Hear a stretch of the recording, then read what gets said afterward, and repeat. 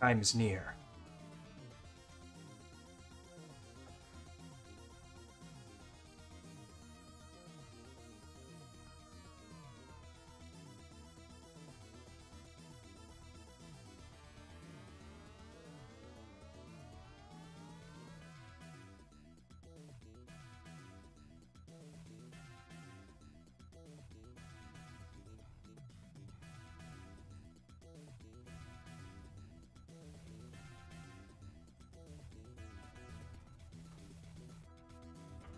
Okay. Can you hear me? Am I audible?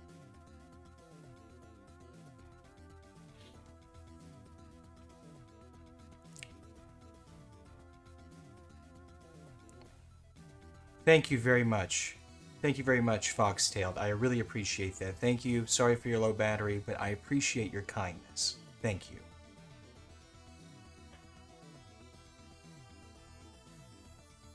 Okay, let's see what we have here. Alright, let's just wait a minute and see if some people are going to join. I don't know if we're going to have anybody in here today so much or not, but we've got a few people already. We'll wait about 5 minutes. What has everybody been into? That's what I want to know. What the hell's been going on?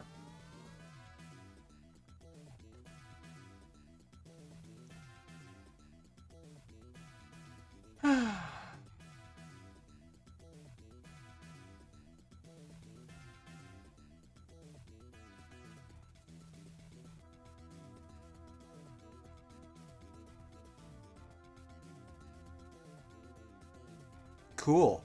Cool. I'm just sorry, I'm not trying to be silent. I'm just watching to see, you know, before we were having all sorts of trouble with the network dropping a lot of frames, and then I think I fixed that problem, and everything seems to be pretty hunky-dory now. DC Digital 2. I've not done a DC Digital 2.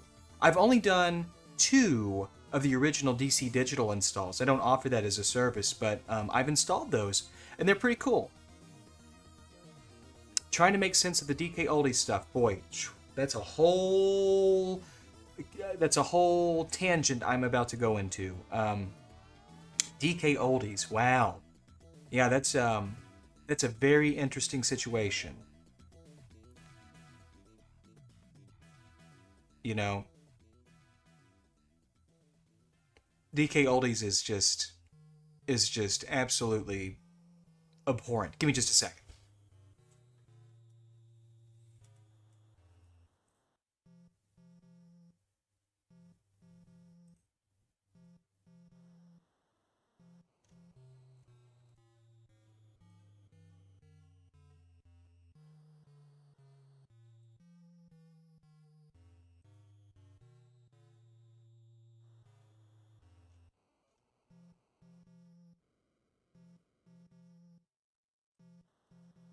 Okay.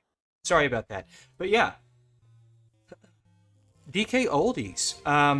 Oh, thank you for the cheer. Thank you, Hecko00. Thank you so much for that. That's very kind of you. Um, DK Oldies has been caught very consistently being dishonest and unscrupulous. They've been selling um, they've been selling refurbished consoles that have never even been opened, not certainly and certainly never been have never been refurbished.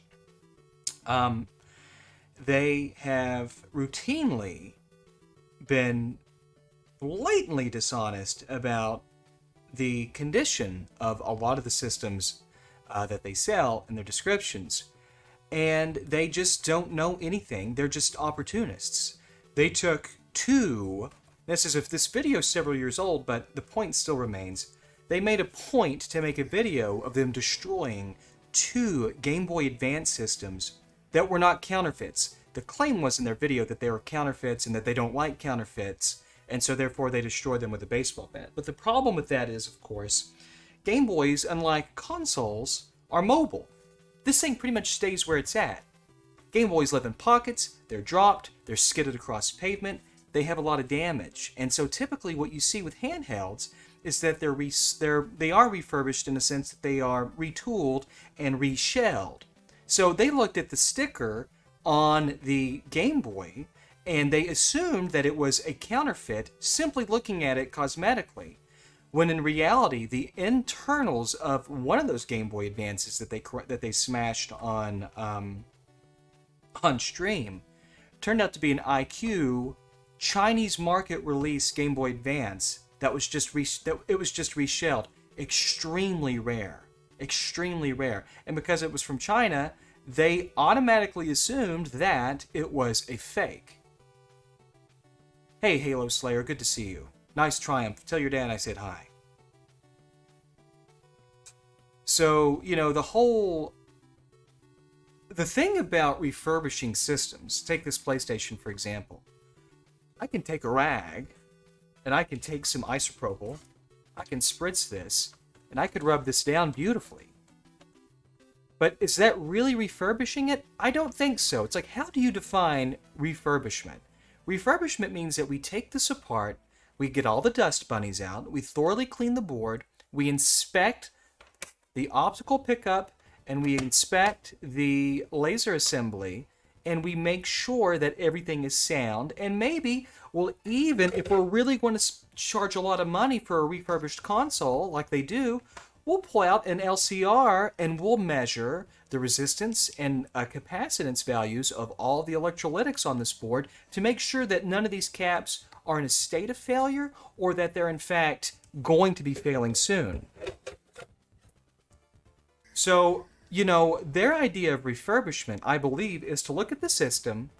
They might wipe it down. They're going to hook it up. They're going to open the tray. They're going to put a game in. And if it plays, they're going to say that the system wasn't just tested, it was refurbished. That's just total nonsense. And that's just absolutely, absolutely dishonest. Very poor dealings. So, I would not recommend anyone to buy anything from DK Oldies, certainly now. It's just not worth it. It's not worth the risk to, well, it's not even so much a risk, it's just a terrible investment. And you're rewarding somebody by giving them business that they didn't even earn. Hello, Hector. Thank you. Buenos dias. ¿Cómo estás, Hector? Thank you. But, you're giving somebody business that just doesn't deserve it. Like, I can't in good conscience. Now, listen, we all make mistakes. I make mistakes more than anybody, and I'm just as guilty as this. Sometimes you forget to do something, or sometimes something gets mixed up, or sometimes maybe you weren't paying complete and you didn't have your undivided attention onto something, and maybe something got messed up. Happens to everybody. But DK Oldies has made it a point to demonstrate their ignorance and their absolute incompetence.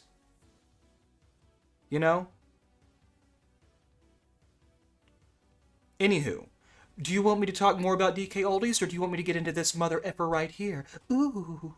Hey, Zims, good to see you.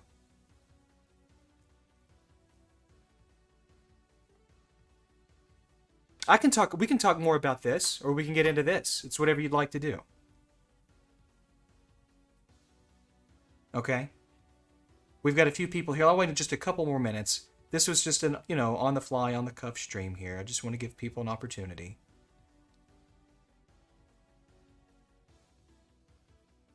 But, as far as buying junk lots, so DK Oldie, by the way, I think I might have screwed up on the bit rate. The bit rate's only like 4K. It should be 6K.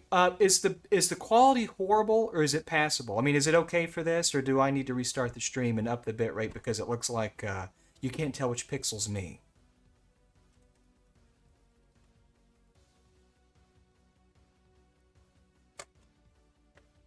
Okay. All right. Fine.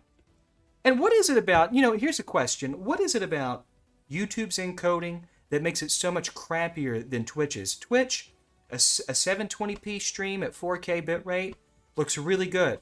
720p stream 4K on YouTube looks substantially worse. I wonder why that is.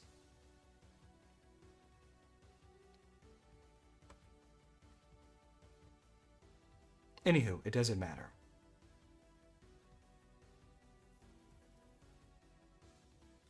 I thought Twitch encoding was pretty good, personally. Okay, let's do it. Now we're going to take this apart. We have a couple of things to do. The system's tested. It's got a bad optical pickup, but it's perfectly fine. We have an xStation here to install, obviously.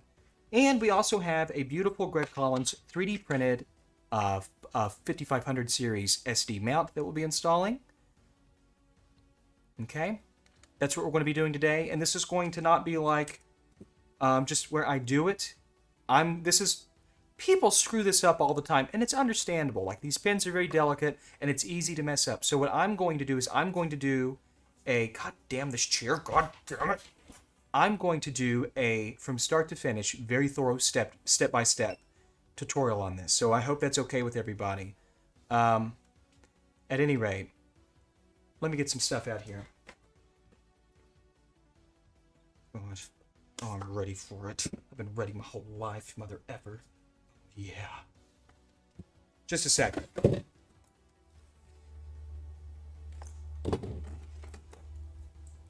Okay, so here we go. Let's start by disassembling this thing. Okay, now the PlayStation, all revisions other than the 1000 series, or the 1001 in the States, very easy. Very easy to disassemble. You only need a Phillips screwdriver. So let me get a Phillips bit here. Oh, thank you, White Boy 935 for the follow. By the way, just because I called him a white boy doesn't mean that I have any sort of sense of reverse racism here. That is his screen name, and I'm going to respect him and his body. Okay? I respect all bodies. FYI. Okay? So, having said that, Phillips screwdriver is all it takes. Let's flip this around. You have 6 screws on the bottom. All the exterior screws are black. Oh, actually, look at that. No, we don't have 6 screws on the bottom. We're missing one. Are we missing any others? No. So we are missing 1 screw. Hey, Halo Slayer, thanks so much, man. Take care. I'll see you later. But, 6 screws. All exterior screws are black. All interior screws are brass. So remember that. We're just going to zip these out really quick like.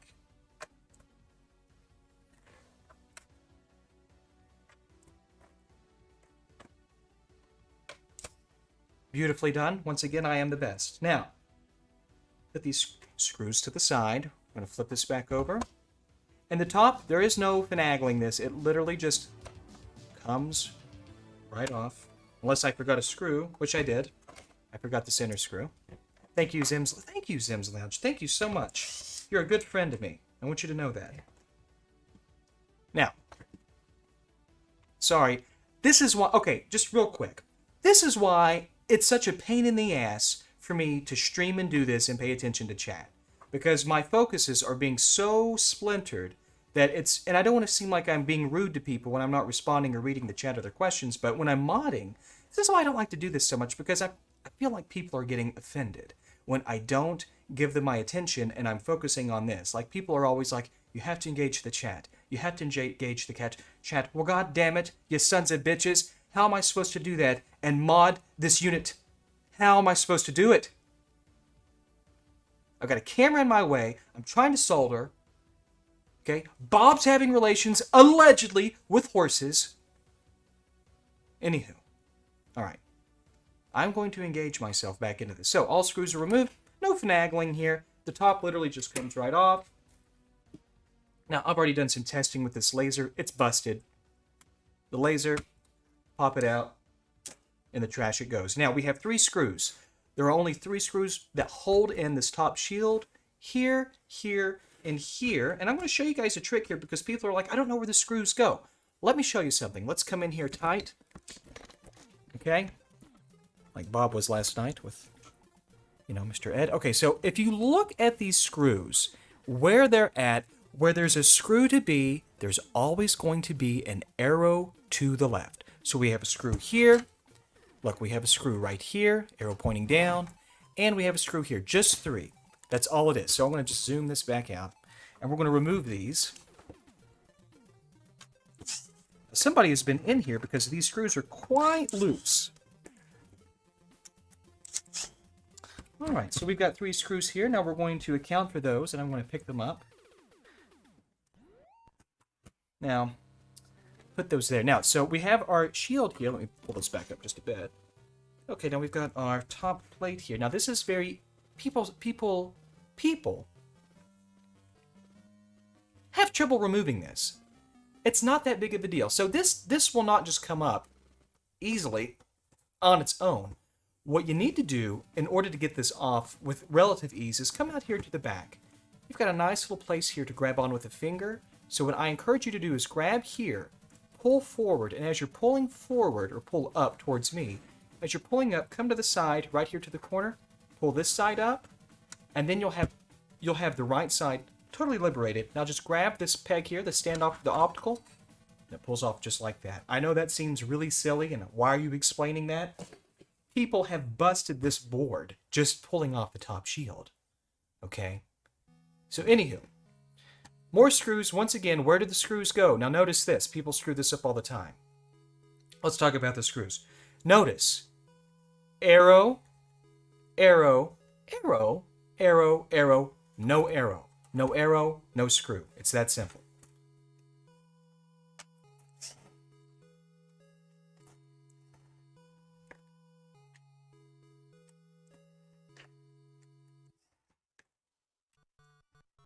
Okay, perfect.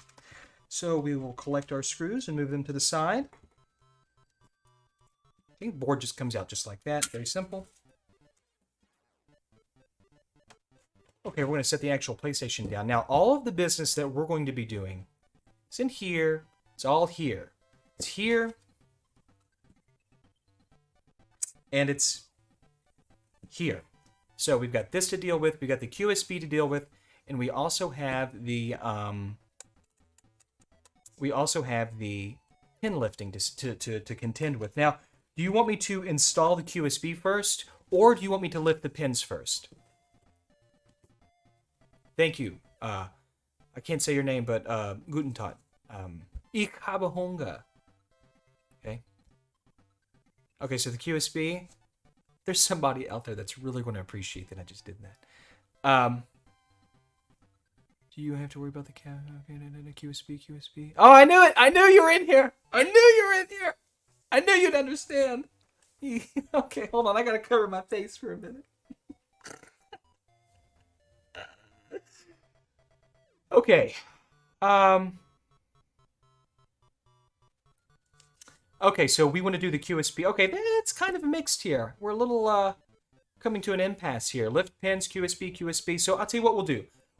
We're doing them both anyways. Why don't we go ahead and do the QSB, okay? So that's very simple. We're going to flip this around, and we're going to have the board down with the parallel port facing to our top left, okay? This is going to be quadrant 2.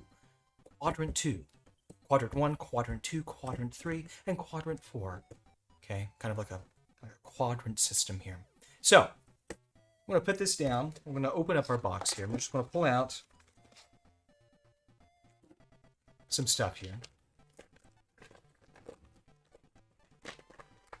And what we really need are just the xStation unit itself. We need this. We need this FFC cable.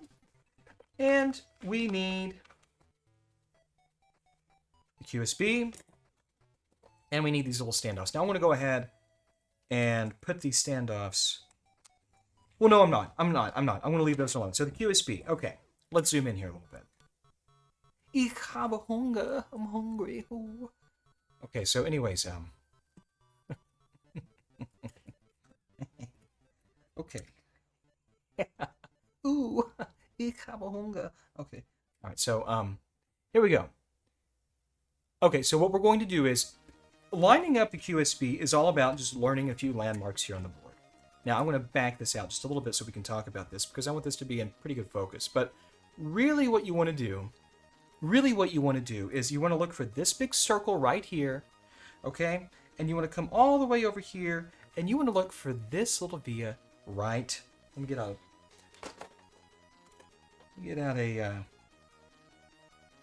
an X-Acto knife, and you want to look for this little via here. So really, if you can line up this big circle and this little via here, you're in good shape. It's just a matter of manipulating it between this small via and this large circle, because there are castellated edges there are castellated edges, as you can see, and I'll just demonstrate this. So we're going to put this down right here, right into that position. So we have a castellated edge on the PCB that will marry to this via. And of course up here, we have, we have this big pad right here above my finger. You can see that very clearly. And you see the pad here. It's very simple. A lot of people stub this up, but in my personal opinion, the small via here and the large pad up here will be enough. It will allow you to extrapolate all the other pins. Like that's enough. Those two data points are sufficient to align everything. So, but what we have to do is there are a couple things we have to do. These vias have a conformal coding. So we have this via here, and we have this via all the way right here. We need to remove that. Now, what I like to do is I'll just use a dull X-Acto knife, and I might make a pass with a fiberglass pen, but let me show you what I do. So what I'm going to do is I'm going to just zoom in and bring the camera down. And I'm going to hoist this up so that you can see this. Okay, there we go. And I'm going to find our castellated edge. Give me just a second here. I'm just a young boy with a lot of dreams, you know. Just a young man here with a lot of dreams. Okay, so what we're going to do is thank you, Luke. Thank you so much for your super chat, and thank you very much. So let me get my bearings here because it's weird looking at it. Okay, there's our big pad. Okay, so I want to come right over here. Actually, it'd probably help if I just laid this in. So here's our big pad, right? Right there. Okay, that's pretty good. Now I'm going to come all the way over here, and I'm going to look for... There's our via. Right here. So what I'm going to do is I'm going to remove this, and I want to get even tighter than this. I want to get so tight. Not that tight, but pretty tight. Now that's pretty tight if I do say so myself, and I know all about being tight. Okay. Pretty good. Now what I'm going to do is I'm going to take my X-Acto blade, and I'm going to come in here just like this, and I'm not going to hold it up at like a 40-degree angle or anything like that. I'm going to hold it almost parallel. See how the blade's flattening and almost becoming parallel to the board, not perpendicular, but parallel? So be very careful. Come in here at a nice shallow angle, and I just want you to just make some little motions. You're not digging into this. You're just basically letting gravity pull the tool down, and you're just going to come in here. Now, keep in mind, I'm totally blind right now. I'm just really good at this because I'm one of the best in the world. But I am just coming in here, and I am just removing this conformal coating and the solder resist, the solder mask that's been pulled over, in nice little circles. Now, that's pretty nice. There's still a little green here I'd like to take out. Okay, nice and easy. Don't damage or disturb anything else. Now that looks really, really nice. Now what I'm going to do, if you're not satisfied with that finish, if you think there's some residual left, I'm going to take my fiberglass pen, and I'm just going to make a quick little, just like that. Now look at that. That is quite nice and quite clean. Okay, that's one side. Now we got to come over here and we've got to do the same treatment to, where's my finger? Right there, to this little pad right here, this little via here. Same principle. So we're going to come in here with our dull. It doesn't have to be dull, but the duller it is, the easier it is to control this. But we're going to come in here and we're just going to very carefully begin to remove the solder resist and the little varnishy conformal coating. Okay, nice and easy. Doesn't take, it's no pressure. You don't want to damage it. You just want to remove the finish. Okay, nice and easy. Little circles here, it's all it takes.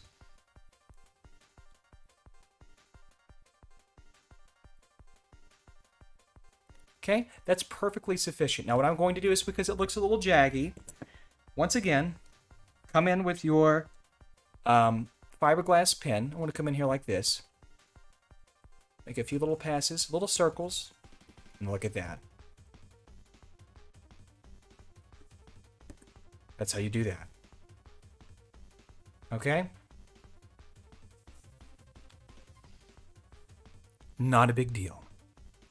So we're going to zoom out a little bit here, and we're going to start the alignment process. Now, before I do that, I want to make sure that our little drawer here is pulled out. It just makes it easier, because when you solder this in, it might be hard to get fingers in there. And you know, I'm all about fingering. So always make your fingering as optimal as you possibly can. Okay, so here's what we have. We have all of our points. Now remember, we've got some landmarks. So this point, and remember our little soldering point right here. I'll zoom in a little bit here. Oh, yes. Okay, so right here, we're just going to line that up. Looks pretty good. Now we're going to have to pivot this a little bit because I'm sure it's too high or too low. Yep, it's too high, so watch this. We're going to come down just a bit like this.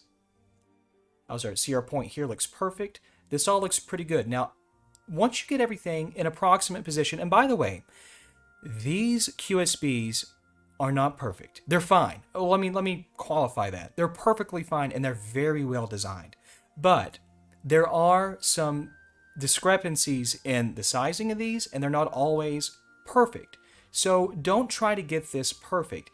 Just try to get it right. And just by looking at it, I'm sure we can agree that doesn't look very good at all. But that looks pretty good. Doesn't have to be perfect. It just has to be pretty close. This looks perfect. Everything here looks just fine. So what I'm going to do is I'm going to come right over here, and I'm going to find that. And I'm going to hold that in position. And with that held in position, I'm just going to make some adjustments here. This looks perfectly good. And what I'm going to do is I'm going to come right back here to the corner. And I'm going to hold this. And this is really going to be difficult for me to do because I don't have a free hand. And you know what? Hold on. Let me reset this. Let me show you what I'm going to do. I'm going to load my tip up, and I'm going to use a contacting technique. Now, what that involves is you're going to see some solder here. Thank you. Rock solid. Thank you. Thank you for supporting the fingering techniques. I really appreciate you. But what I'm going to do is... Why does this look so fucking dark? Okay. What I'm going to do is I'm going to take some solder on the base of my tip. I could get it to... Oh, thank you, dehydrated... Thank you so much. Thank you so much, dehydrated master. But I'm going to take my tip, and I'm just going to apply a very generous amount of solder, just like that. Now I'm going to put this to the side. I'm going to put it to the side. Now I don't have to worry about holding solder. Now that's going to oxidize, and it's not going to wet very well. But I'm going to have an oxidizer here that's going to make that not an issue, and I'll show you that. Let's line this back up. So we're going to come here with our QSB. Very clearly we know where things need to go. Put something here. Put something here. Put something here. Now this all looks just fine. So I'm going to come right back down here. I'm going to line this up just like this. And I'm going to come right over here. Now watch very carefully. I'm just going to put this down. All I have to do is take some no clean flux, dab her in there. Now, this is not a secure joint. This is not a finished joint. This is just a anchor. I'm going to come right in here, and I'm going to hold it for just a second. It's going to be ugly, and it's not going to wet, but it's going to be enough. Now, guess what? I can let it go, and I know I've got alignment maintained here. All I have to do is come around here and make sure my hands are free, that everything else is pretty well aligned. And guess what? Look at everything. Looks fantastic. So what I'm going to do is I'm going to come right here to this joint, put a little bit of no clean flux on there. What's left on this tip, watch very carefully. I'm going to come right in here, apply it. Now, I'm blind. I can't see what I'm doing, so I'm sorry if this technique doesn't look very nice. It's bodged in. It's not soldered in. It's just bodged in. That's it. We've aligned the QSB. Review your alignment. Everything here looks great. Remember, we just took this point and we took this point to effectively line everything else in the middle. Now I can fine adjust this just a little bit if I need to. Everything looks great. Hey, thank you, Alex. Mother 3 does rock, and thank you, and God bless you and your family. Okay? So, you know, when we soldered this, when we tack this in, this is not a strong joint, but it gives us maybe 1 to 2.5-ish degrees of rotation. That's perfectly fine. It's perfectly fine. Now, don't solder a corner in and then twist. You're going to mechanically rip the you're either going to mechanically rip the via out, or you're just going to damage the substrate. Don't do that. 1 or 2 degrees of rotation, literally, I can't do it now, but you can see it moving slightly. That's okay. That's okay. That's not going to fatigue and hurt anything so much. But you just use some common sense, okay? In other words, don't be a Bob. Is Bob here? Okay, I had to look behind me. Okay, so here's what we've got. We've got... Let me put this here. Maybe this will help. Oh, this will help. Oh, this works just nicely. This works beautifully. We have some joints here. I just power through this stuff. Now, you'll see people, and you'll see the tutorials on the internet, and no offense to these people that are doing this on the internet, like, who am I to say anything to anybody, but if you see somebody that's carefully instructing you to come, to come in here, and to just very carefully, not too much, not too much, god damn it, not too fucking much! That's not very efficient. What I like to do is I like to be a hero. Now, let me show you what that means. You can either, if you have a good solder, like I'm using a nice Kester here. Let's see, this is a 6337 chemistry. It's really good for this kind of work, but if you want to go fast with this, there's nothing wrong with being fast as long as you're efficient. Just put a couple of drops of no clean on this, and don't worry about meticulously getting every joint like that. Load up this mother effing tip with the juices of Jesus. No, I'm not going to say that because people get offended, because I love Jesus just as much as anyone. I'm just kidding, I don't. Now watch this. I'm going to come in here, okay, and I'm just see this ball of solder? This is just a heat mover. People get so upset about this. This ball of solder here that I'm manipulating, it's just a heat mover. That's all it is. It's just a heat mover. I don't care about wasting that solder because I know that I am quickly getting into all of these joints, and I know that I'm getting thorough wetting because I'm using, now I'll flood more solder into this. I am using this solder as a vehicle and as a thermal mass to wet and thoroughly wick in to all of these places. I'll even add more. Watch, people get so goddamn scared of using an excess amount of solder. If you understand how capillary action works and how we're manipulating the surface tension by soldering, there's nothing to be afraid here. You can do all of this stuff and yield no damage and just be very efficient. You have to understand surface tension. You have to understand capillary action. Those are the fundamental driving principles, and that is the physics of soldering. That's all it is. Right here, same principle. Just a drop. Okay? We're not going to come in here and we're not going to hit. And as a matter of fact, people are like, you have to use a small tip. You have to use a small tip. Otherwise, you're just going to make a mess. Okay, mother effer. Here is a K-Series knife edge tip. Watch this. We're going to load the knife hand here with a substantial amount of solder. And not only that, that's just to get me going. I'm going to put it down just like this. Watch carefully. I'm going to put it down just like this. I want to add more. Look at all the solder I'm adding to it. What's happening? Why isn't this going all over the place? This is a surplus amount of solder. What the hell's going on here? This isn't bridging. Why do those joints look so good? They look good because we're not depositing the solder on the end of this tip into these joints so much as we're using the excess solder that we're accumulating as a vehicle to move and manipulate the solder around. That's how soldering works. You just have to understand it. Now, I want to come back in here because I'm not thoroughly satisfied with that joint. Watch this.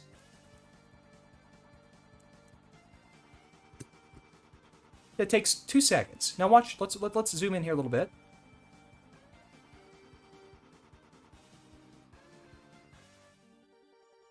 That looks as good as anything else that looks as good as any joint that we would have spent 30 seconds on to do individually with a lot of time wasted. Okay, now we're running at 320 degrees Celsius. I run at that temperature. You may want to run at about 305, but keep in mind, most soldering stations, including Hakos that you buy used, they're older. And so they're going to be out of tune, and they're not going to be very precisely calibrated. All my irons are calibrated. So I work with higher heat because I don't have to sit here with a tip. Let's just come over here, and I don't have to sit here and very meticulously acting like I'm scared shitless to add... Oh, God, no, don't. Fuck it. Don't. Stop it. Oh, Jesus. Oh, I'm going to make a bridge. Oh, God damn it. Fuck. Son of a fucking bitch. I don't have to worry about that because I understand the principles behind soldering. Now this, people do this all the time, and I can't tell you how many people send me a system because they're afraid of the solder and they introduced too much and they created a bridge. This is very simple to fix. It's not something that's really worthy of sending to somebody. Just follow these videos, follow my instruction. I think 50 videos on YouTube that will teach you all of this. But how do you clear this? You don't have any soldering braid. You don't have any desoldering braid. Maybe you don't have a solder put. What do? Well, what you need to do is you need to take this excess solder and you need to deposit it back onto your tip. How do you do that? See this tip? Well, do you see this tip? Full of solder. I'm going to clean it very thoroughly. I'm going to clean this tip extremely thoroughly. Now, check out this tip. See how clean that is? Well, here. God, Jesus. Joseph? Okay, so there, see how clean this tip is? It's very clean now. There's nothing really going on as far as like it having a bunch of solder deposit onto it. So now we have to transfer, where's my finger? We have to transfer this bodge over to our tip. How do we do that? We have a clean tip. There's nothing really here to do. Apply a nice oxidizer, some flux, bring your tip in here. I'm doing this blind. I can't really see. This piece of shit's in my way. But if you watch, all I'm going to do is I'm going to bring this in perpendicular to the part. Well, if I could get in there. Clean my tip. I'll try it this way. I don't know if I can do it. I don't know if I can do it because I can't really see it. Look, I'm basically blind. Look at me. I'm going to bring this in. Okay, that's a lot of solder. A little more flux. Now watch this. I'll sweep the excess away. I'm blind. Look, look, my eyes are closed. Look, my eyes are closed. Watch. I'll even look away. Watch. I'll look away. Check this out. I'm a legend. I'm a goddamned legend. No, I'm not. I'm just kidding. I'm not a legend. But, no eyes. No eyes. People are relying on these, which you should. You can't solder blindly. But if you understand, and if this is at 6,000 degrees Celsius, hotter than Jesus' anus. But the point I'm trying to make here is people are afraid to solder because they're afraid of excess. And they don't know how to handle it. And if they understood solder, they would never have to worry about any sort of bridging. Because all the bridges that they make, they could easily rectify without any problems. I did it without even looking. Okay? I did the shit without even looking. Okay?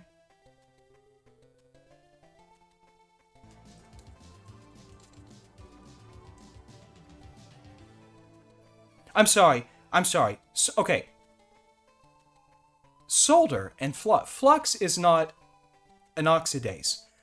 A flux is an anti-oxidizer. The reason, what keeps the difference between welding and soldering is welding is the union of two dissimilar metals or even similar metals. What soldering is it's the leaching or bonding chemically through a third party or through a third alloy. It's not a union of two different metals, but it's not a union of two metals that are being melded together, but it's a third party. God, I don't know why I can't talk today. I'm exhausted. Solder is the marriage of two metals chemically with the use of a third metal. Now, the reason why people have bridging and the reason why solder sometimes doesn't wet very well is because the surface of the solder is oxidized, or there's a lot of oxidation, which is hindering the wetting and wicking process. What flux is it's an anti-oxidizer. It's a super anti-oxidizer, and what it's going to do is it's going to allow that solder chemically to rapidly respond to heat, and for the two metals that are trying to be joined to not have any sort of intermediary chemical, any sort of oxidation that would mitigate the leaching process. So I don't mean to say it's an oxidizer. I mean to say it's an antioxidizer.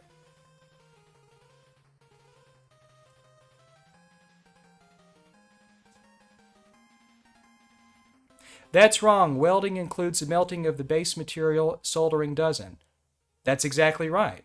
Oh, you're not talking to me. Oh, okay, sorry. I thought you were talking to me. Yes, yes, but as I said, welding is the union of two metals where they're melded together. Solder, we're not molecularly fusing two metals together. We have a third party doing that for us chemically. Okay. Anywho, sorry, I didn't mean to go on this tangent, but I hope that helps. Now let's continue moving on here.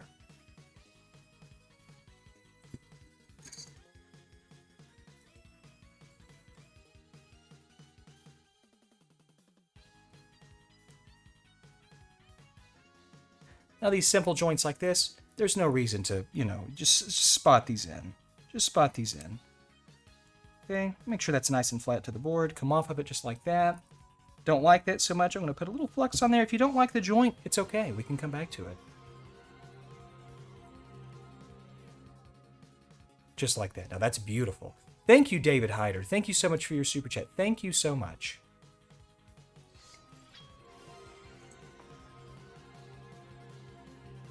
Thank you, Lord Gimby. Yes, soldering is frightening. I have installed the SIO.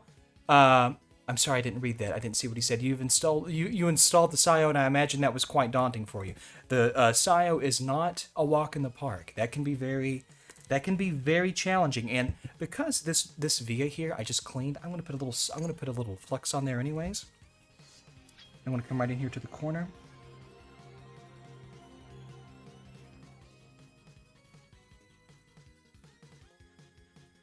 Okay, just like that.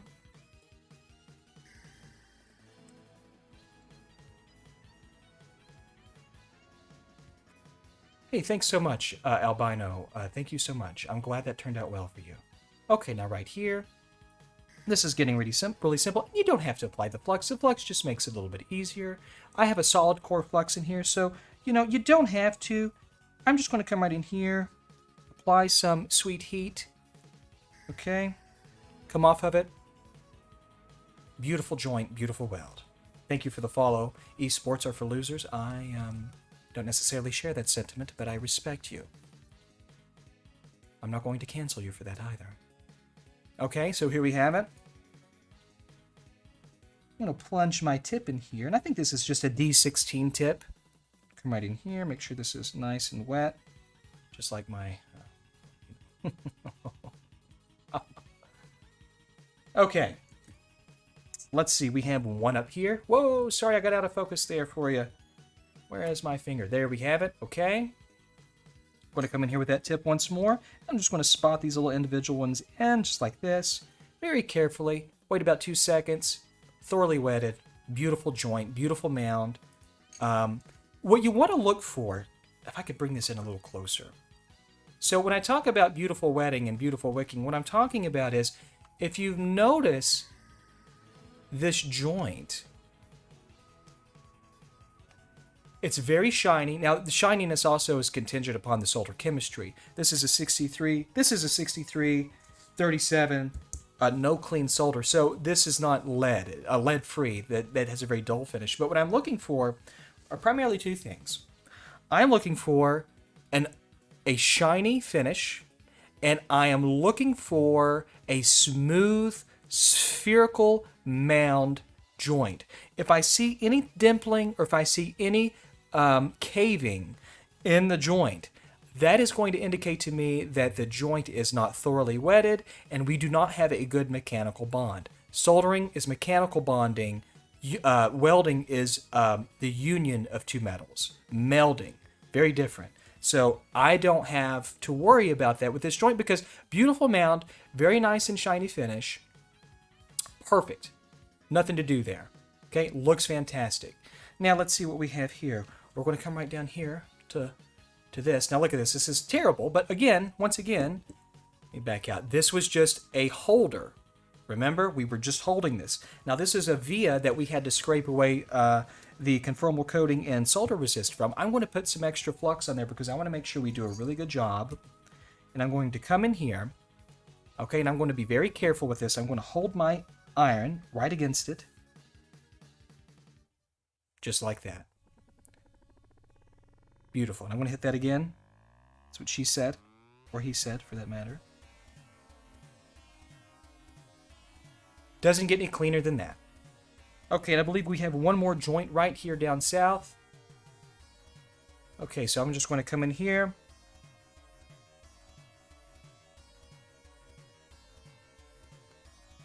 Perfect. Let me hit that again. Look at me introduce all the solder, because that's kind of buried in there, and I want to make sure it goes well. Perfect. Could make that a little more bally. I like to make my joints bally. Just like that. Perfect. Perfect, perfect, perfect. Now watch this. Take advantage of your solder resist. This top coating on your circuit board, this top coating on your circuit board is designed to resist solder. Now look at this solder ball that we made with all that excess solder. Yes, it was inefficient, and yes, we wasted some solder, but you know what? How do we deal with this? You take your finger, and you pick it up, just like that, and you discard it. Solder masks are wonderful.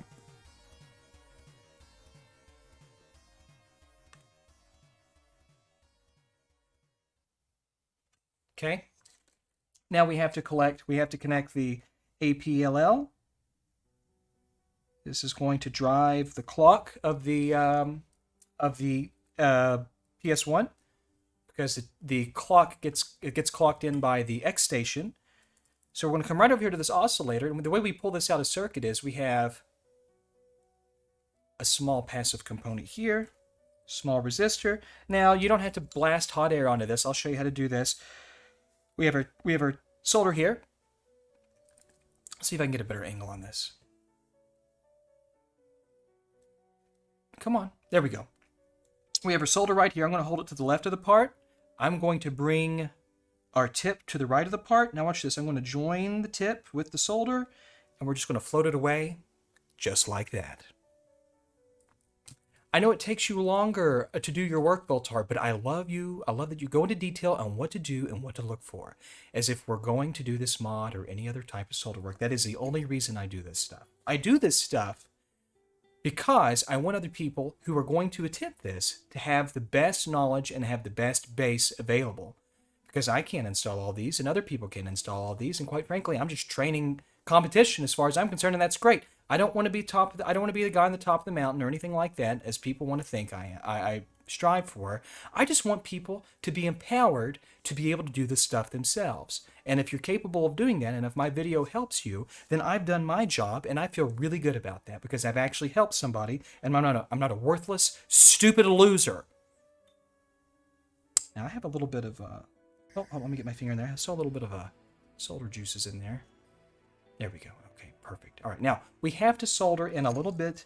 We have to solder a wire here, and I want to tin up this little pad right there, just like that. And I have a little wire. Give me just a second. I'm going to strip this down. Okay.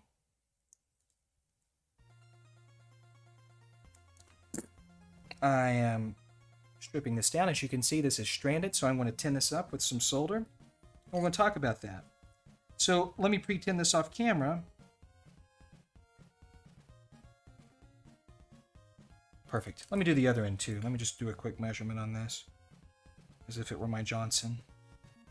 Okay. Where's the other end? Just a second. Let me just prep this wire so you don't have to sit here and wait for 30 seconds.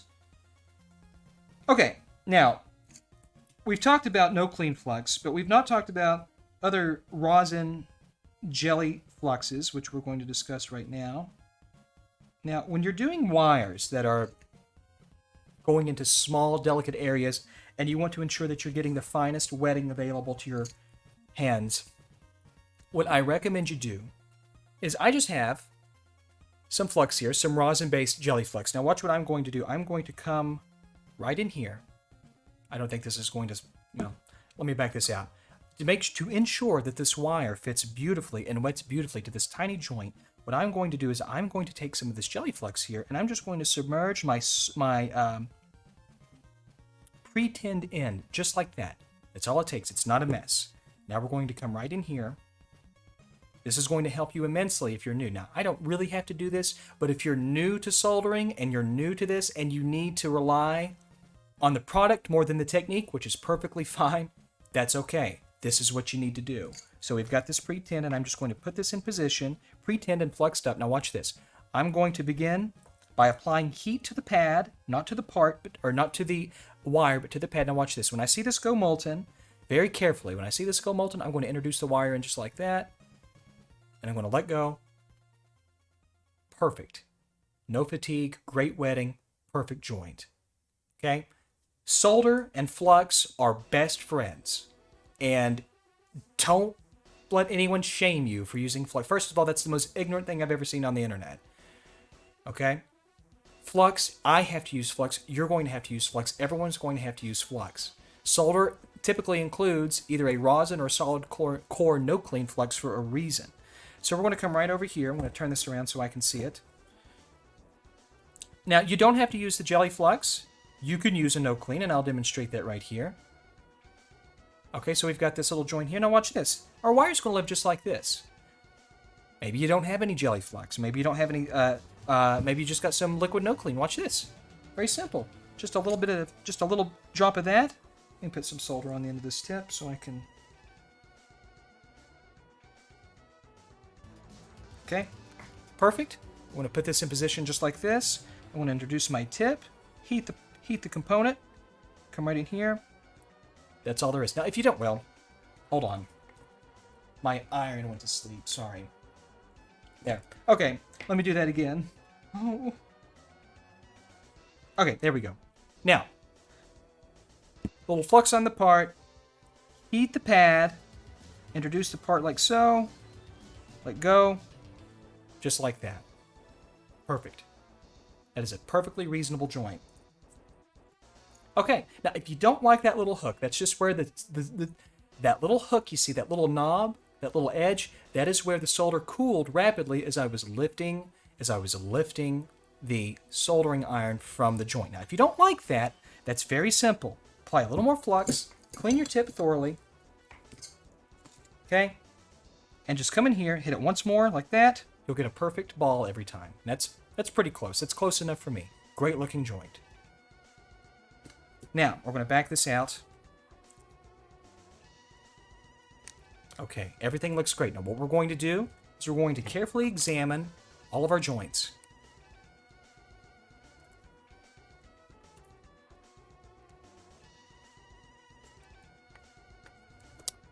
Okay, first thing I'm going to do, because the way the camera hits the light, I'm going to clean all of my soldering joints off of any no clean, just so that I can see them better. And plus, I use a no clean that doesn't have to be cleaned. It's designed for spot fixes and spotting repair work. But if you don't like the look, if there's a powder residue that bothers you, look at the data sheet of your flux. It's probably perfectly fine, but if you don't like it aesthetically, you can clean it. There's nothing wrong with that. Okay, so at any rate, let's examine all of our joints.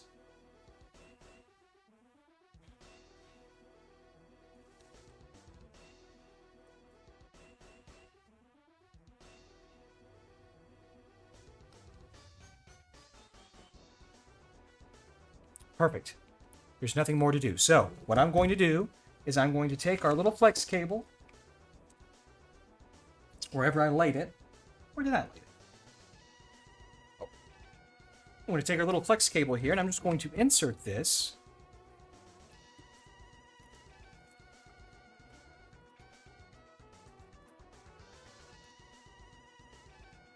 Just like that. Make sure it's nice and evenly inserted. And when you have it all the way in, close the drawer. Good. Now, we're done with the top. We're done with the bottom. Let's get to the top. Okay.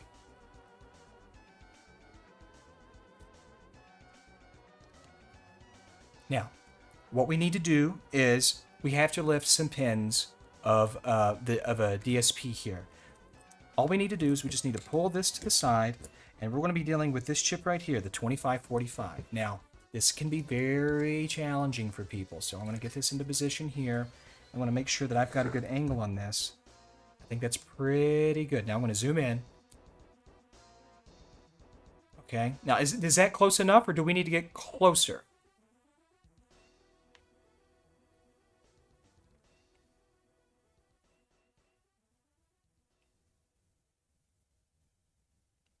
Oh, did I... Wait a minute. Did I miss a pad?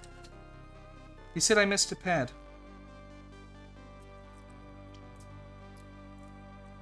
I saw a missed pad. Did I miss a pad? Oh, maybe I did. Oh, I did. Good eye. Okay. Okay. Yep, sure enough. Thank you for showing me that. All right, so let me just get this in here, and we'll just make quick work of this. Okay.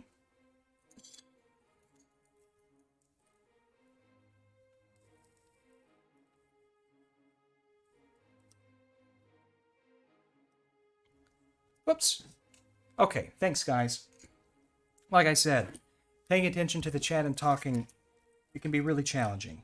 At any rate, let me set this shot back up. Let's see, where were we? We were right here, okay. Okay. Where's my finger? Okay, give me just a second here. Let me make sure this is in good order.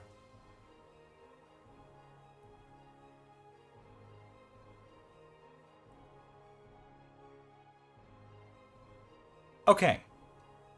I can come in a little tighter. Okay, so this has, caused the death of more PS1s. Oh, let me just rest my neck for a minute. Than just about anything. Now, a couple of years ago, I showed a technique for individually removing or lifting pins. I showed a couple of techniques. One, you can absolutely do it with a scalpel blade, or if you want more control, use a dental pick. Now, I have a dental pick right here. That's all this is. And this literally takes very little effort, but you have to be super careful. All right? So, we're going to start with pin 80 here on the end. And the way this technique works is you're going to heat the pad, not the pin. This is the pad, this is the pin, this is the pad. Now, I have very steady hands, and I'll demonstrate that. You can see I can come right in here. There's no shaking. If you have trouble because your hands, if you're coming in here, and I understand this is kind of tough if you're shaking, if you can't carefully put the tool into place like this, like I'm not shaking, right? I have pretty steady hands. What you can do, what I recommend you do is find something to rest your hand on, or use your finger on your left hand to hold it in place like this. To hold it in place and to help you maneuver that. Now look at this. I'm freehanding this. I'm not resting the tip on the surface of the board. Look how much more control I have if I have a finger here on my other hand helping me. Now look, I can come right in here and I can touch this. Just this pin. Okay? Anywho, if you have the shakes, there are things you can do. Now what I'm going to do is I'm going to go ahead and I'm going to get my dental pick in position. I'm not going to heat the pad. I'm not going to hit the pin. I'm going to heat the pad. Watch carefully. Here's the pad. Right above 80. Watch this. I want to heat it just for a second. And I'm going to come in here. I'm just going to lift straight up, just like that. Okay, now we got to do 78. So I'm going to come right in here with my tip, just like this. Heat the pad, not the pin. Come right in here. Lift straight up. 80, 79, 78. I think we have to do 77. Get your tip in position. Get your hook in position. Heat the pad. Lift straight up just like that. 80, 77. We got to do 74. So let's see, 80, 79, 78, 77, 76, 75, 74, right here. Heat the pad straight up to the heavens. Okay. Now, I'm going to clean up the solder here because I don't like that. You can use a brush.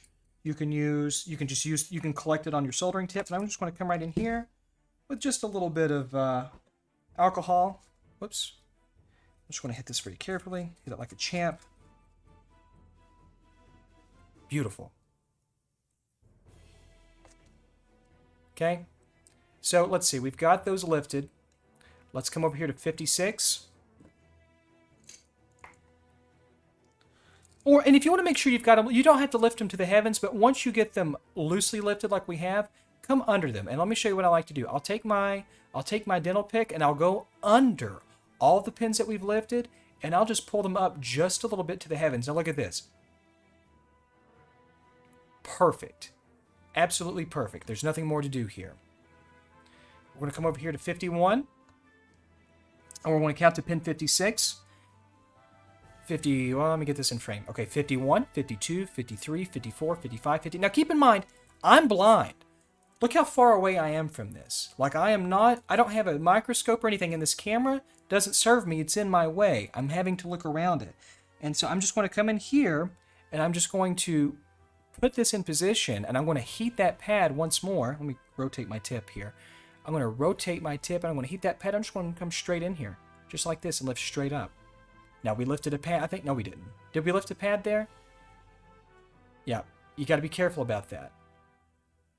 I think we might have lifted that pad. Yep, we sure did. Now, this can happen sometimes, and this is why you got to be very careful. This pad has been lifted, so what I'm going to have to do is I'm going to have to bring this down.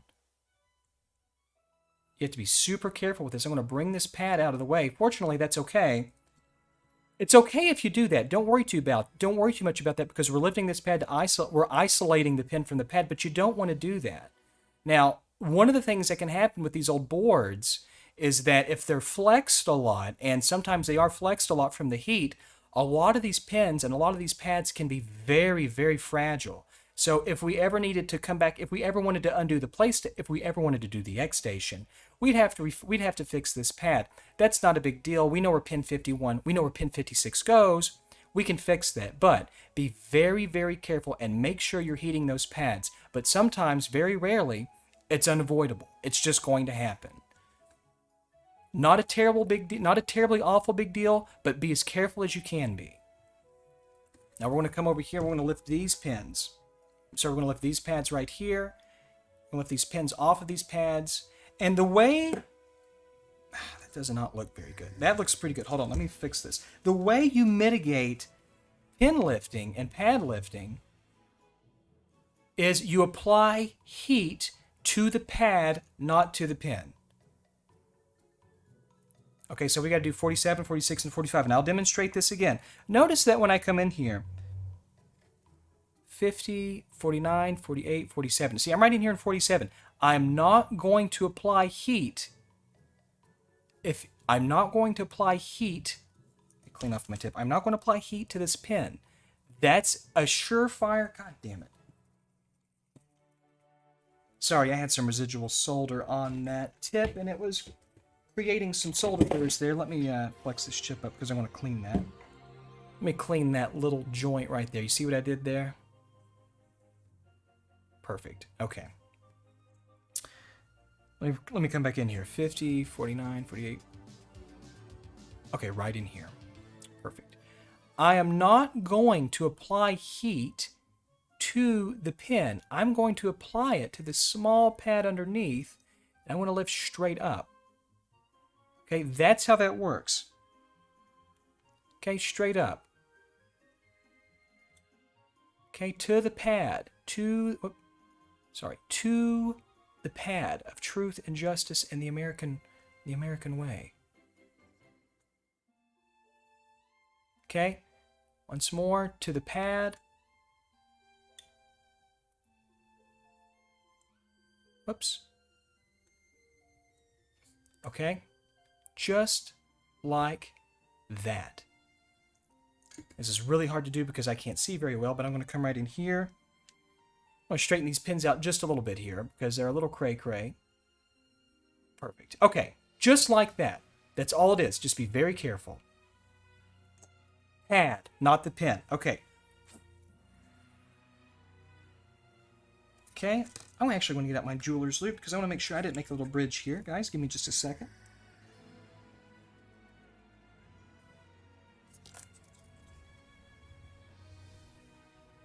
Yeah, looks good. Let me check something real quick. Make sure I separated those two.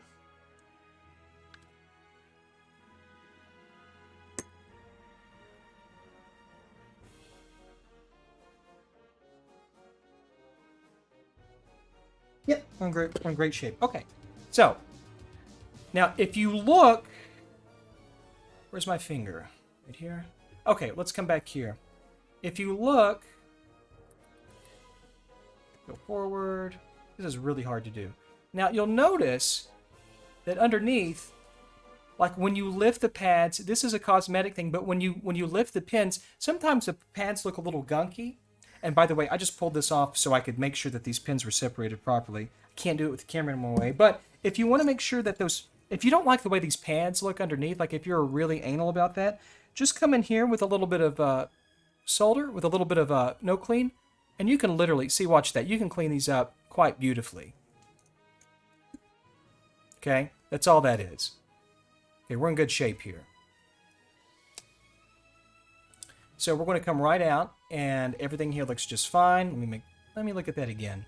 Let me look at that again. Whoops, whoops, whoops, whoops, whoops. Yeah, everything looks perfectly fine here. Okay, so we've lifted the pins, we're in good shape. Now we're pretty much ready to assemble this bad boy and put it back together. To do that, we just put the board in place. We can put our little shield back down, that's fine. Let me fix this.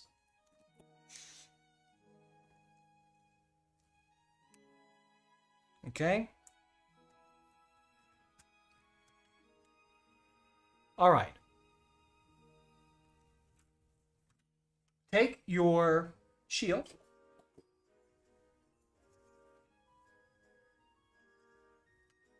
Feed the ribbon through here. Well, before you do that, set this to the side. Let's go ahead and zip these screws in. Remember what I said, if they have arrows, they go. Arrows here.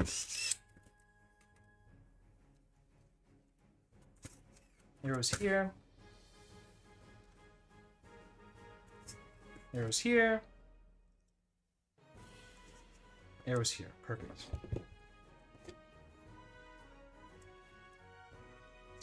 Okay. Make sure that your ribbon doesn't get kinked here. Okay, now before I put all this back together, I'm going to test it.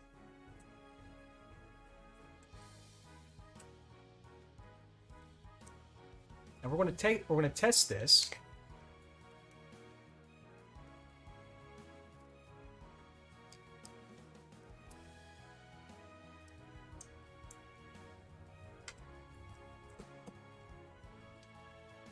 Bend. This is how I like to bend this. So here's a little tidbit here. I do a 90 degree to the left, and that's the only bend that I do. What I do is then I'll take this end. I'm not going to bend this end. I'm just going to turn it. I'm going to rotate it like this. I'm going to put it in here like so. And I'm just going to lay this down. I'm not putting the. Well, I guess we could go ahead and put the Greg Collins mount in. Where did I lay that? Here it is. Okay, so this is very simple. It's just a matter of very carefully putting this into position. Now, what you want to do is you want to be very careful though when you plug this in. Make sure that you're putting even pressure in when you're pushing this in, because if you don't, you run the risk of damaging this. Okay, so that's in nicely. Nice and even pressure on both ends. Don't push it in using more force on one side than the other, this little SD slot. That's very important. But once we have that in place, it's just a matter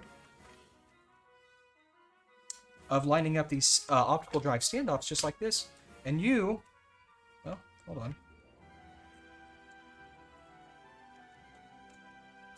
Okay, and you're in good shape. Now I'm going to move this over here and we're going to test this. I'm going to put a SD card into here. And before I button it up, I'm just going to make sure that it boots properly.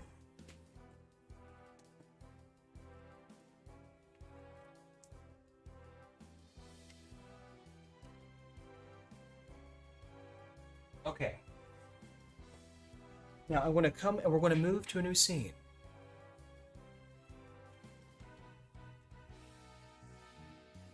Okay. Now I think I have all the capture stuff set up properly. Let's check it.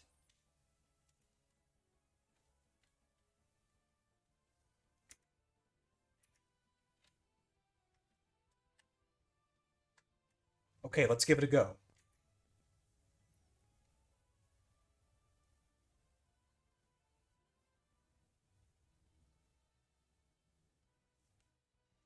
Damn it!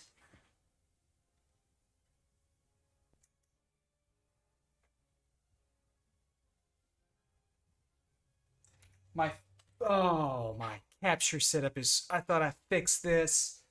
Hold on, guys. I'm sorry. Give me just a second. Let me undo this PlayStation. I know what the problem is.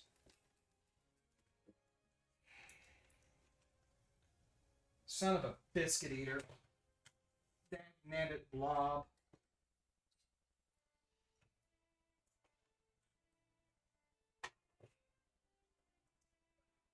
Well, let me check. Hold on. Let me make sure.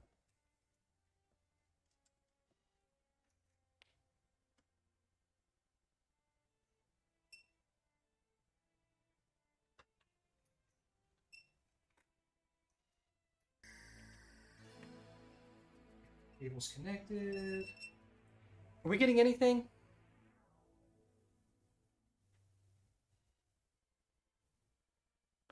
Oh my gosh. All right, hold on.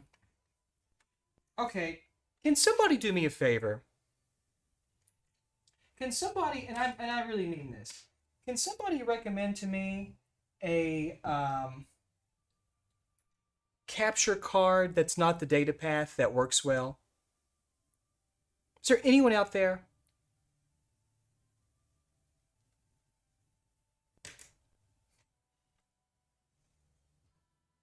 God, come on. Okay. Okay, let me move over to this. I thought I fixed all this in OBS, but now I have to manually do it. Give me just a second here. These sons of bitches. God, let me just take a break.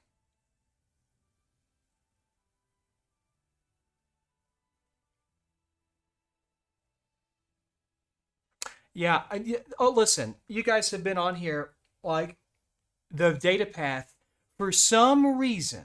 When I reset or when I restart my computer, regardless of all the settings that I save, every time I restart, everything gets reset. And I get black screens, and I get things that don't work, and I always have to go in and manually re-add all the captures and all of the bullshit, and I'm tired of doing that. And it's only because I use a data path. I know that's why it is, because inside I use an AverMedia Live Gamer 1080 or something? Or no, I use a Live Gamer U3. I never have this problem on a restart. Ever. Like, sources will show up, like you can see the RetroTink, but when video actually loads, sound dies and it black screens.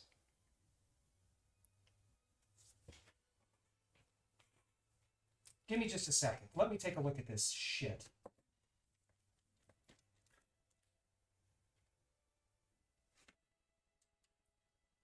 Son of a biscuit eater. Son of a blob.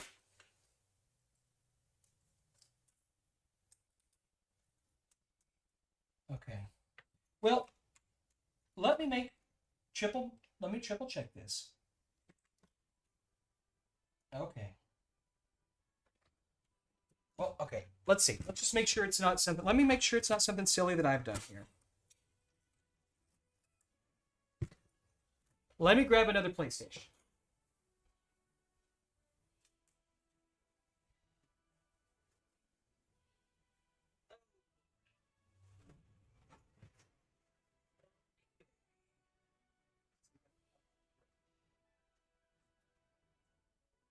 Okay, good. Perfect. Okay. I got another one.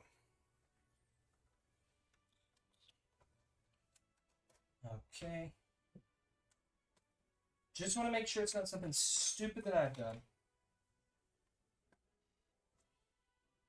Okay, is there anything? God, you son of a bitch. Okay. Okay. Guys, I'm sorry. I'm sorry. Sorry about life.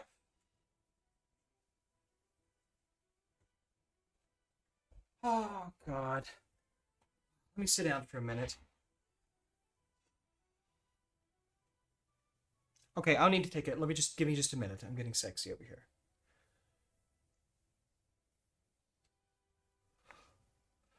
Oh, God. God. Yes. Capture cards. So people are saying Elgato, people are saying Avermedia. What do you guys think about Hop Hog or whatever that damn brand is? I want to check this out. What do you guys think about? I'm going to take a break. I'm going to review some of this, but while I'm taking a break, what do you think about Avermedia versus Hapag? What gets along better with? What gets along best with the OSSC? I guess is my question.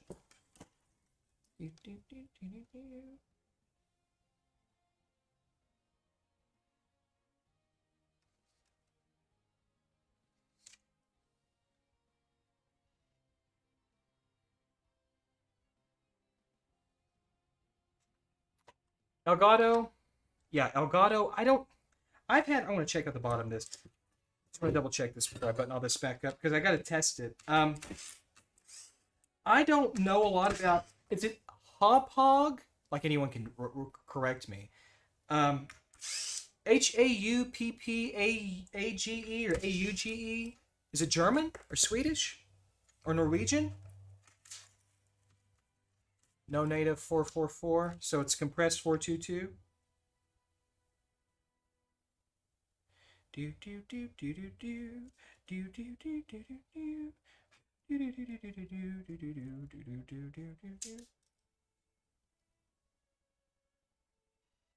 Oh, oh, oh. Let me see this. Just going to reseat this ribbon for fun. Okay, are there any cards out there that can do two HDMI 1080p 60 444 uncompressed capture simultaneously? Is there anything out there that have those capabilities?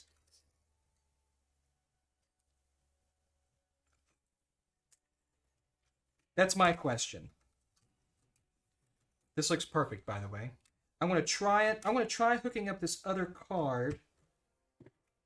Let's see. Where's the xStation? Okay, give me just a second. I'm going to read all the messages. I just want to make sure. I want to test this with this. Yes. Yes, Daddy. It's me. It's little Billy. Oh. I don't know why I talk that way. I don't know why I talk that way. All right, let's see if we can get something going on here.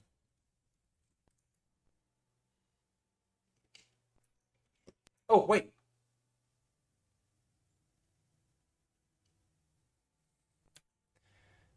I see it. But watch. I see it for just a sec. What the hell? God, I hate this. Like something gets stuck in a frame buffer or something and it doesn't work. Did you guys see it too? Did you guys see the Sony logo for just a second? God damn it! Now I'm gonna have to spend all day troubleshooting this shit. Ah, God. It did this. I know. Yes, Silva. It did this last time, and remember, I had to totally redo it, and I'm not doing that right now. God. Oh, God. Oh. Oh.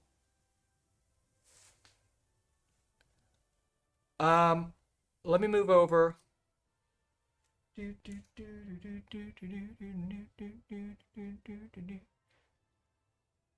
I think it has something to do with. Oh, God. I don't know. I don't know. I think I might be the Extron doing something funky. I've got to figure this out. I've got to stop wasting time trying to figure this stuff out. Like it will show up, but it'll be like the picture will be fleeting, but it's not like the RetroTink loses lock. It's like glitch, like in a frame buffer or something.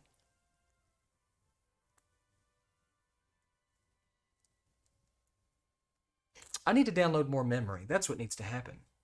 Fuck this. Oh Lord. Um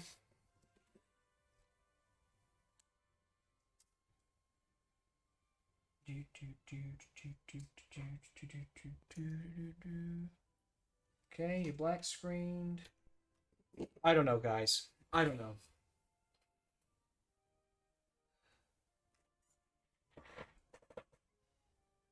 Oh no. No, it's not the system. Well, there might be something with the system, but I'll grab another one. I've got two here.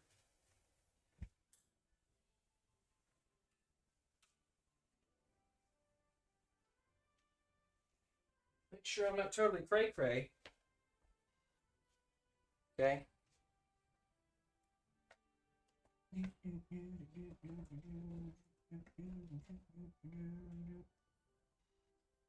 Okay. On. Okay, got the new one plugged in.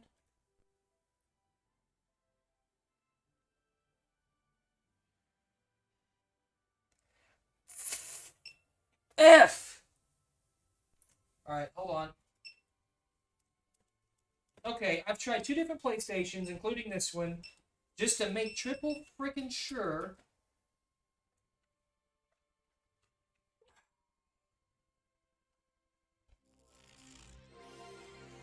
Believe me, I wish this was the system. Oh, thank you so much for the cheers. Thank you so much. You're so kind to me. Thank you. We get a quick flash of the SCE logo, and that's it. And then it goes black with any system. I don't understand. Like the logo, it captures video for like a millisecond, but then it glitches out on any of these systems. I don't understand. I don't know if is that a data path problem though?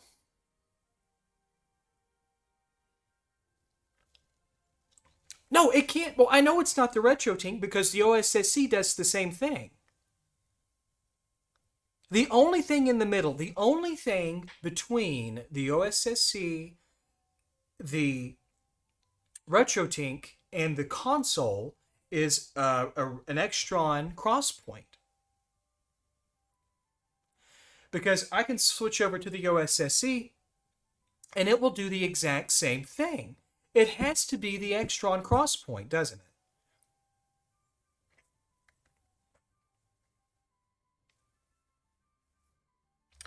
I wonder if the Extron is failing.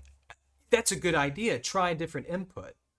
Maybe I'll try. Yeah, that's okay. So what I'm going to do after this is I'm going to take the Extron out, and there's about 3 hours worth of cable management underneath this thing. I'll take the Extron out and I'll test it. No, it shouldn't be on RGB, and it's because I'm using. Well, sorry. I am using HD Retrovision component cables, and I'm using PlayStation to Genesis.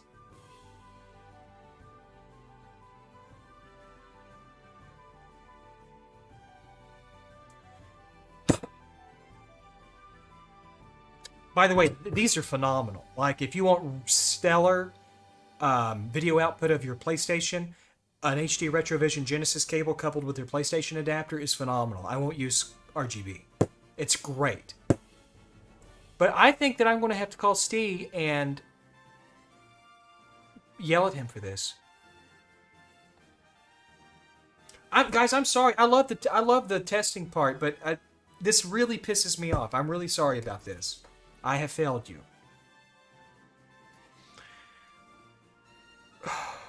I don't think I'm going to stream again until I get this fixed, because this annoys me.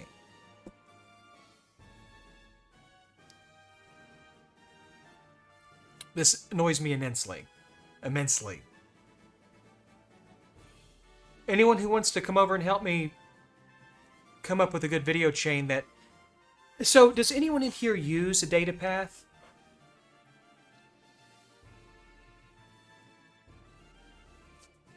Just out of curiosity?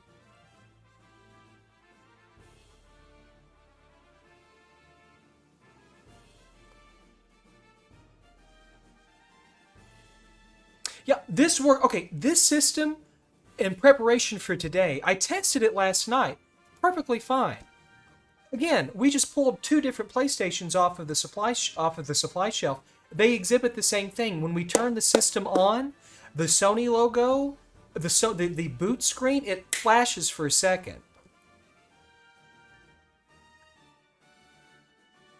And I don't. The only thing, the OSS. Okay, so here's what it is. PlayStation component cable connects into an Extron crosspoint. The crosspoint outputs component video to both an OSSC and a RetroTink 5X prototype. Now, the RetroTink 5X, it will show, and the OSSC will briefly show the boot animation, as you guys just saw, for a millisecond, and then it goes black again.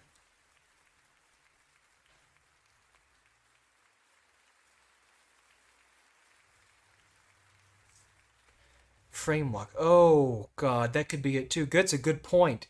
That's a good point. If your RetroTink is on frame lock, it is outputting a signal. It's the exact the PlayStation gives. Which, well, no, okay. So that's the thing. The data path, it loves all of these unique vertical refreshes. It will. The data path would never have trouble with an NES, SNES, any of those things. It doesn't. It doesn't discriminate.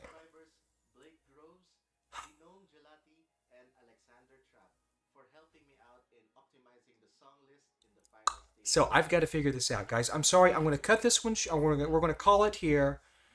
I'm going to fix this. I'm going to work on this. Thank you so much. I hope you guys learned so. I hope this was this helpful at all to anybody? Was this helpful at all?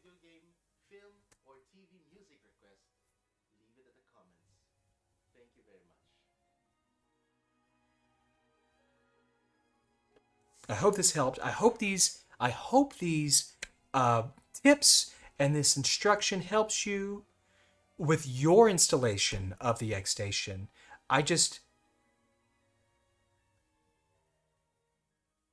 You're getting a Sony logo the moment you turn off the console, not randomly. So when it stops producing the video, it then strobe. It's so weird. I've got to figure this out, guys. I'm so sorry. I was going to try to get some more systems done, but I have to figure out this because I have to test these things too. Thank you so much. Guys, I'll try to do this more. Well, why don't we just take a minute? What would you like to see in the future as far as live streams are concerned?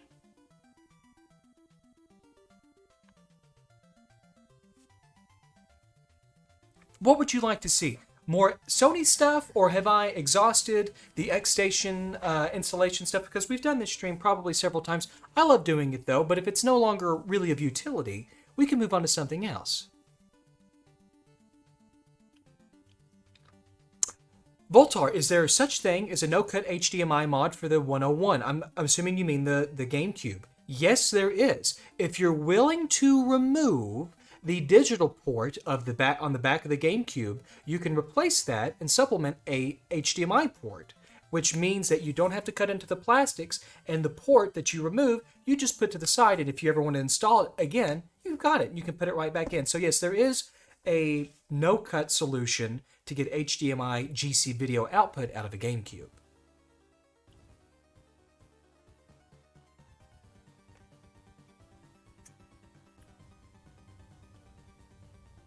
Oh, I'm sorry, you meant the 101, not the 001.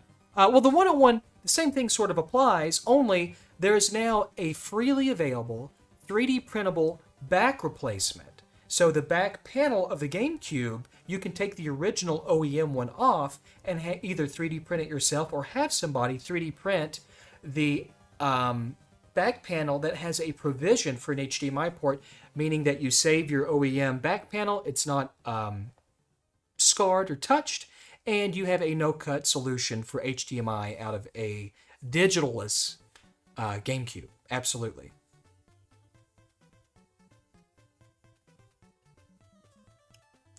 Fixing lifting pads. Okay, we can talk about that. I've done videos on that in the past, but we can absolutely get into that. Have you seen the Saturn switcher, and do you think we'll see something similar for other consoles? What is the Sega Saturn switcher?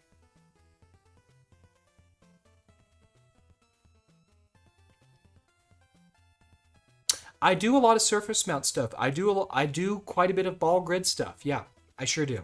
Not really. It's not something I do so much, as Voltar, but it's something that I do quite a bit of professionally. Oh, is that the thing that Will Console Mods made over in the UK? It lets you switch. It's simultaneous disk drive with the Fenrir or Fenrir, however you say that.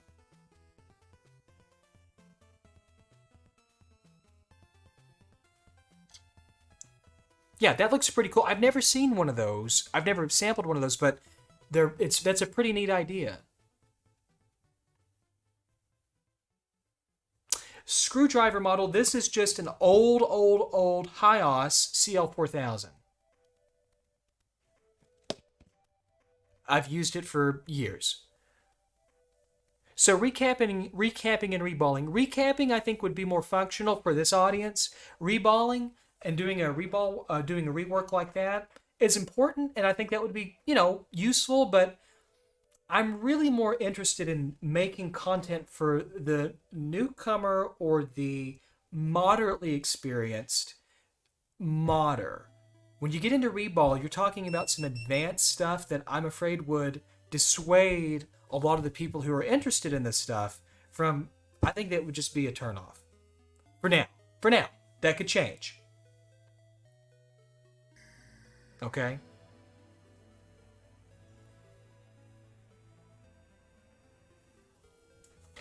And I've dabbled with that a little bit. There was, I think 5 or 6 years ago, if you go to YouTube, my YouTube, I released a video. There was a TSOP, there was a PlayStation 3 Slim that had a corrupt NOR flash memory.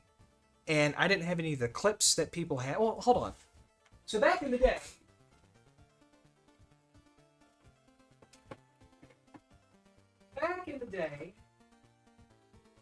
when people were originally JTagging and hacking PlayStation 3s and 360s, we had clips that were very poorly made, quite frankly, but they would fit.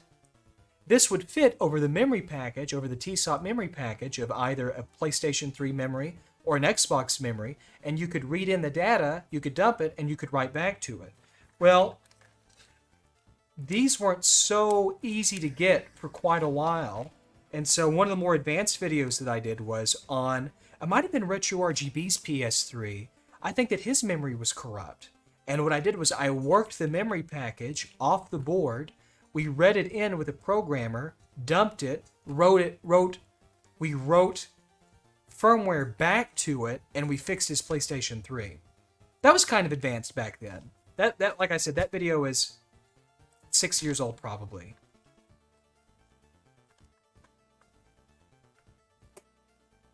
Anywho. Okay, I'm going to try to fix this capturing situation here.